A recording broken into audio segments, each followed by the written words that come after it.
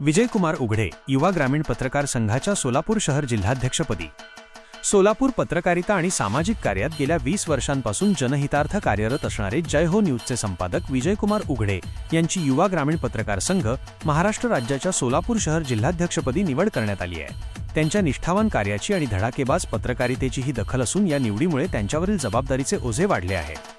विजयकुमार उघडे यांनी गेली 2 दशके पत्रकारितेच्या माध्यमातून अनेक भ्रष्ट अधिकाऱ्यांच्या गैरव्यवहारावर आणि समाजातील ज्वलंत प्रश्नांवर सातत्याने पोलखोल करणारी पत्रकारिता केली आहे।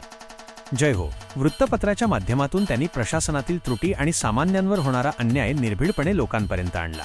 सामान्य जनतेला प्रशासनाकडून न्याय मिळवून देण्यासाठी त्यांचा सातत्याने प्रयत्न असतो।